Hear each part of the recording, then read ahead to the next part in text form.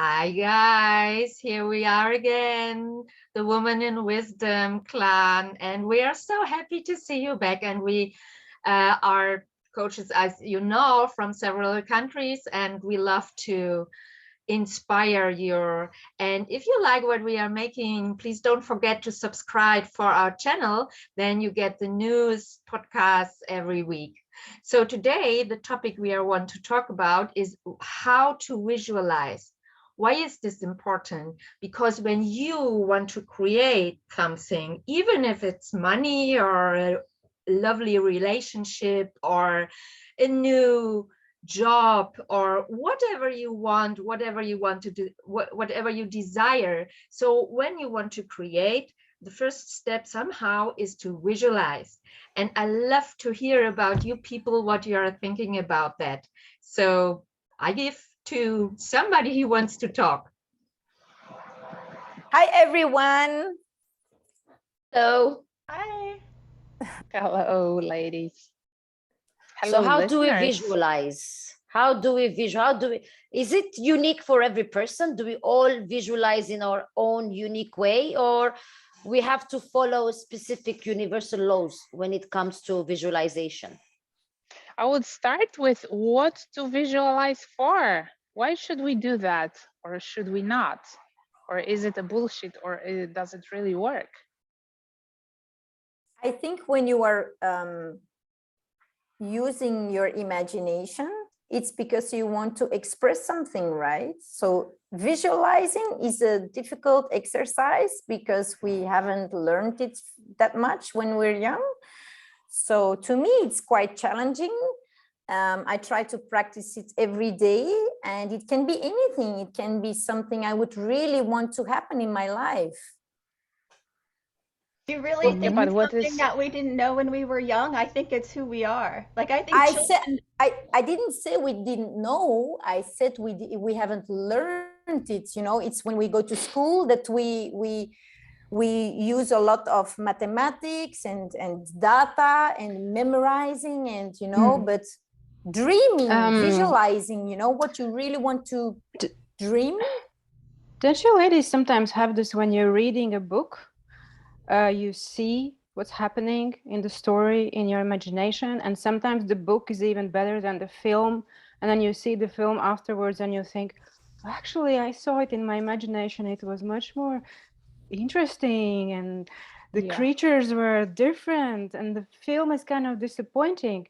So I think we naturally visualize when we read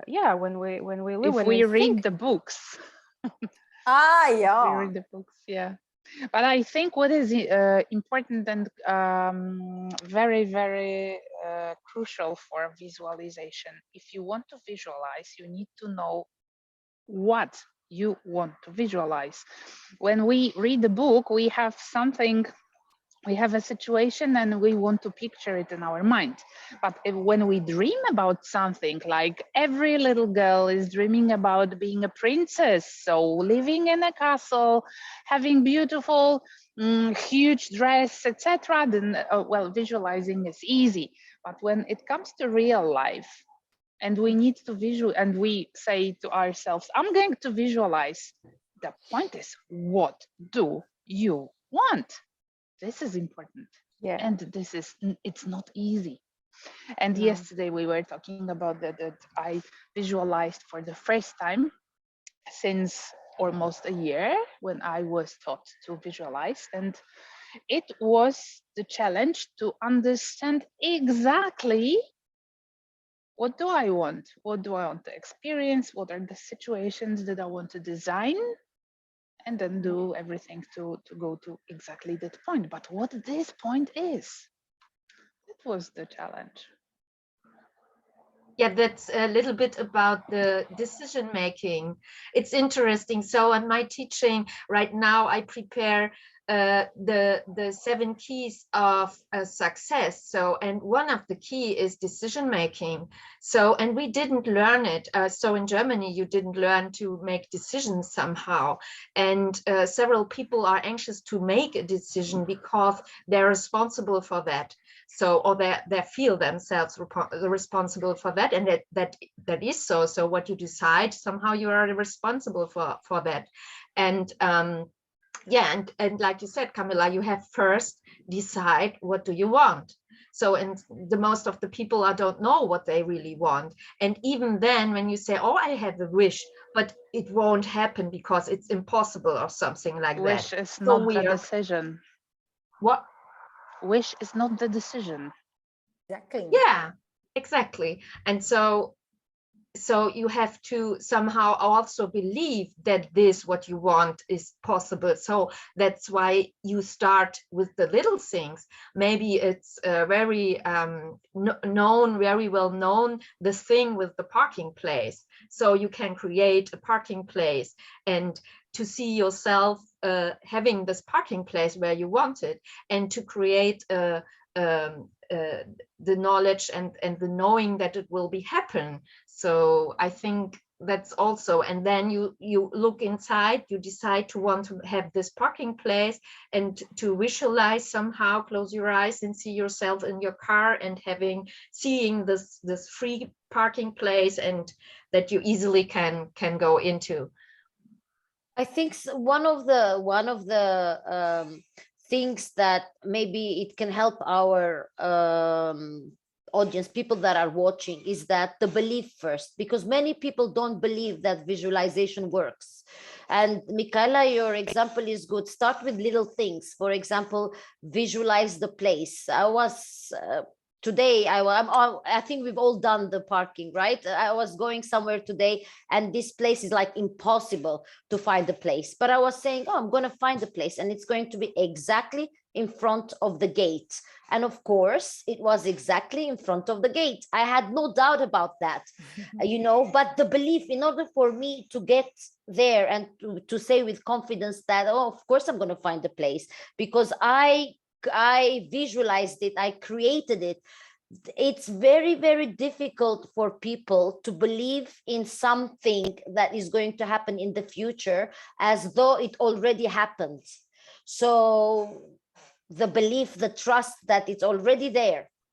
But you have to admit that it's easier when it happens a few times to trust it, right? Yes. It's easier. You're like, oh my God, the first time you're like, oh my God, I got a parking space. I got a parking space.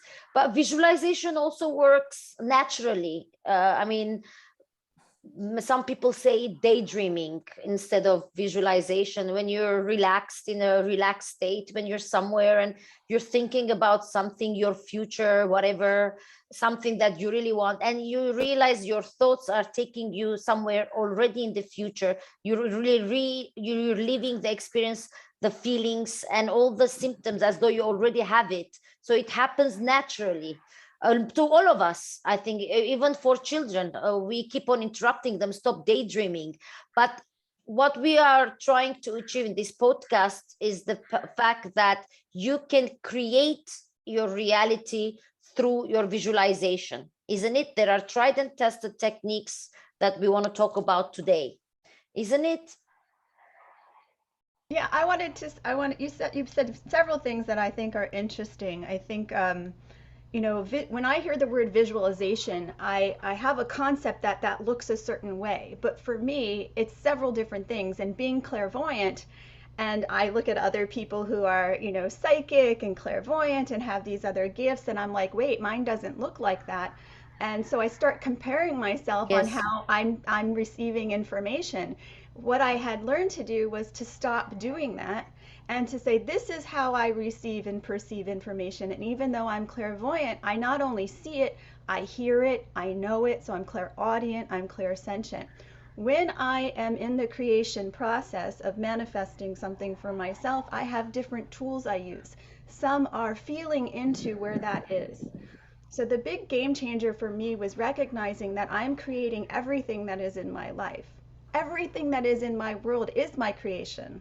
Everything, not just the parking spot, everything that's in my world is my creation. Everything. There's nothing that is not me. When I started to really understand that, I took responsibility and accountability for everything I was creating. And so How would you visualize? So I do that in different ways. So the things that are easy for me, I can sit there and close my eyes and, you know, feel for it, see the parking spot, for example, and there's an expectation that that's going to be there for me because I know I've done it before and there's not much resistance to it. When it's something that's more challenging, apparently challenging for me to create, is because I have more resistance to it. There's more vibrations that are counter to my conscious belief about that, which is why affirmations don't always work. And what I do is I write. Because when I'm writing, I actually get more information about what's coming, what it is, and I can see it and feel it clearly. And it's like when I'm writing, I'm programming the universal mind to bring that to me. And that's how I found an apartment in the Bay Area within 3 days when that market is so competitive. Nobody could understand how I did it. And it had everything I had written down, everything. And I got information about what it was like, the dogs that the landlords had, and they had 2 dogs and everything. So it's not only is visualization good to create, it's also a beautiful way to access your intuition. And then I go for walks and do things where, like you said, Arlette, in a relaxed state. So those are just 2 of the ways, but I have several tools that I use to create. I got a question maybe for listeners and also for myself. So Bree, would you say that daydreaming, like in visualization, can be different for each single one of us? Yes, everything we do is unique to us. We're designed uniquely. We're designed with a specific vibration and signature blueprint, and we're designed to bring in certain information through us, certain creations through us. We each have a mission and a purpose that we're designed for. And, you know, so daydreaming, for me, when I guide clients into the creation process and into connecting with what they see, I want to see it in the body. For me, it's an embodied experience. Daydreaming, it's out here. I think it's the beginning of the process, but you really want to feel the thing that you're visualizing, because we know that the feeling is what creates. It's that vibration that's going to create and then attract and mold consciousness around you to show up in your world. So it is an actual process, but there's a feeling that's connected to that. The feeling, I had a really nice talk with a client today, and I was explaining daydreaming and visualization to her.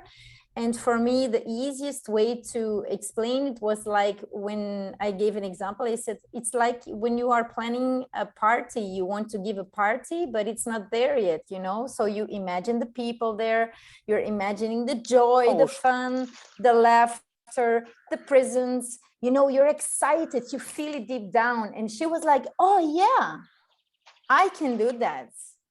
So, you know, like because I don't think it's, well, for some of us, it might be easier to do, but it requires, or no, it requires some kind of trust and practice, right? Yes. Arta, do you, when you are creating a piece of work, you can visualize the end result? How does it work for artists? I think that we can, but it's a bit boring, to be honest, for me to work like that. If I see it and I make it, there's not really fun, because I like to be surprised and surrender in the process, and then have something unexpected, even bigger than I intended, maybe. And this is also something I'm sometimes wondering. When I have a visualization in my mind, I think I rather take it as a symbol than like something that has to take exactly this visual shape and form, but rather than a symbol. So I stay open that maybe it can be something much bigger, much more better than actually I'm able to visualize in this moment. So it's more like a symbol for me. And I also noticed that with thoughts and feelings, I very often create the same result as if I visualize it, you know? So it's like thought and feeling is so powerful. But one of my best visualizations was future client testimonials. And that visualization worked, and that was amazing. And of course, I could, you know, next to the writing, I could also add seeing a happy face or when that person says those words to me. But even the writing and feeling worked. So it's really powerful. Oh yes, Arta, and I was listening to you, and I was having in my mind all the time that that is also a tool for negotiators, because you're talking about clients' testimonials, and it's so powerful when you have this final result of your work in written. But Yeah. also when I was working as a negotiator, the best results I was getting while preparing the goal, the final resolution, this way. Visualize, how does it work, how the cooperation is going on, what are they doing, what are we doing, what are the responsibilities, how does it look like, and with every tiny detail visualize the result of negotiation, the result, the contract, and how it works live after that.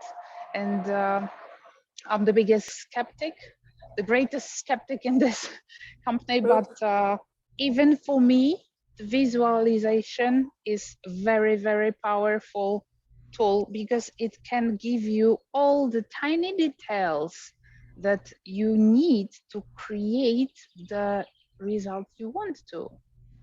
And a sense of direction, isn't it? Exactly.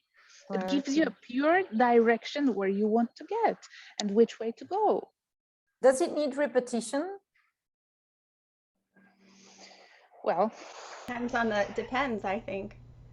Yeah, what I noticed about everything what you're talking of is that every person of you is in another state of awareness, I would say.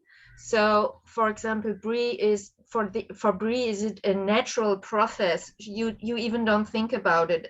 That's what I got, you know. And Camilla, for example, notice her first visualization with emotions and something like that. And yeah, we are all on our way, and somehow have our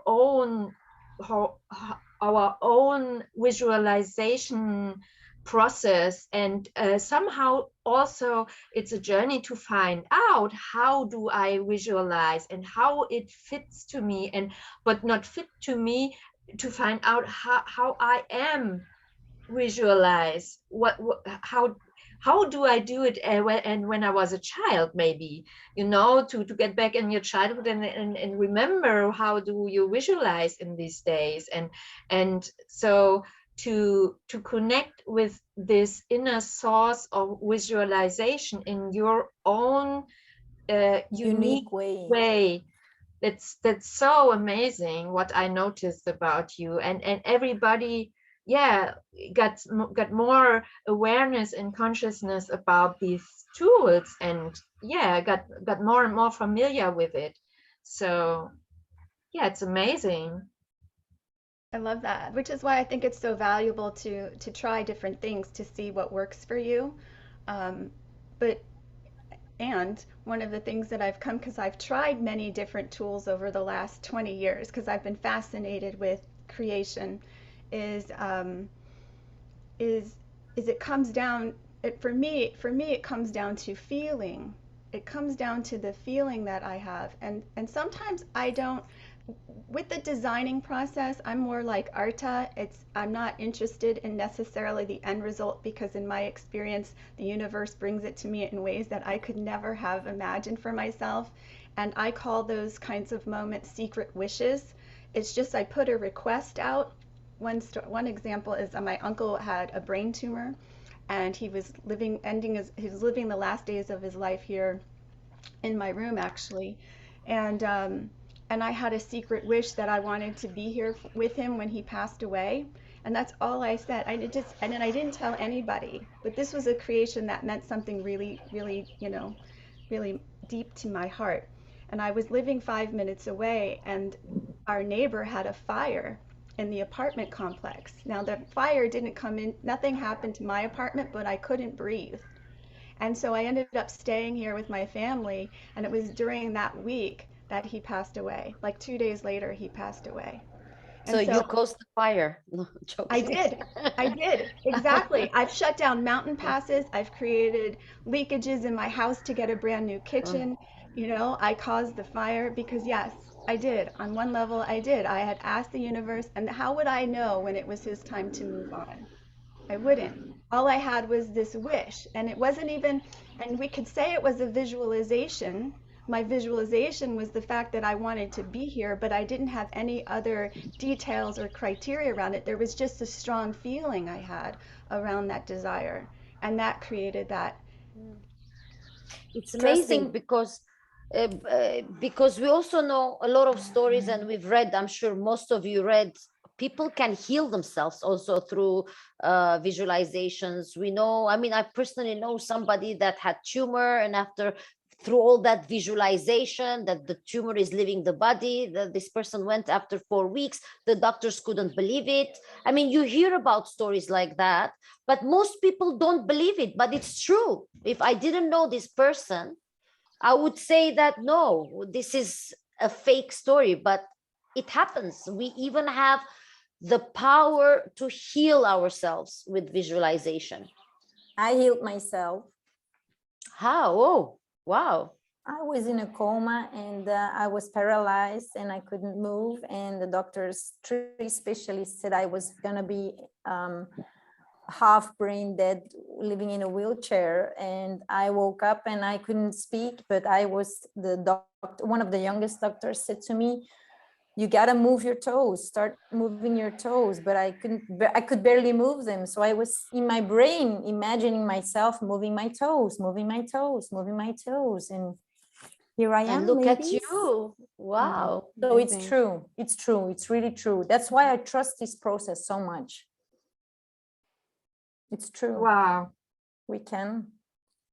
And I think maybe, like Bree says, it's an individual way. So we have to stay loyal to ourselves. We have to find who we are. And the more you find out who we are, I think it's the easier it gets to create what we desire. Yeah, somehow the trust and then and the belief in ourselves. So we lost it somehow, and to find it back and yeah, trust in the process in ourselves, what comes out of us. Could we say maybe that like visualization, what a difficult word, visualization, like daydreaming, is a process where you have to internalize it and it comes from the inside out, right? This is certainly the process of inside out. It's something we create inside of us and then we send it outside. It's like the wish, Brie. Like you have this really burning wish that you want to express, right? You want it to be expressed. And there's a really powerful feeling that goes with each of those wishes that I had. Very powerful. And sometimes it's just like one thought and that's enough. Sometimes it's a repeated thought with a feeling. It just depends. I mean, so you asked about repetition. That's why I think it depends. Yeah, for me, like while you were talking, I remember things. I really only, like you said, I only make a wish, but it was in a neutral way. I don't come in this feeling of needed it. I think that's a very important thing when I do this visualization from a point of I need this so much, or I believe I need it because it's a belief or a thought, you know. But this belief or this thought get a feeling, and this feeling is coming from neediness, and so when I then put out the thought, nothing will happen, or I get more from that what I don't want. So, and when I really realize when I make this, I think about it, oh, that would I wish, and it's gone from a very neutral way, also with maybe joy or something, but not so deeply like the big things I'm working on. And it's interesting that these little things are working much faster and much easier than the big things. And I asked myself, if is this coming about the beliefs or the thoughts we are telling us, oh, the big things are very difficult to visualize and big things are very difficult to create. I think there are also in the same way easy to create when we believe it is easy to create. And that's the point, I think, our thoughts and our beliefs and these points. So let's wrap, guys. It was an amazing podcast. I am hope we gave you so much insights, and we are happy to hear from you. Leave a comment or a thumbs up. We are happy to see you back next week, and have a great day. Bye. Bye everyone. Bye. See you next time.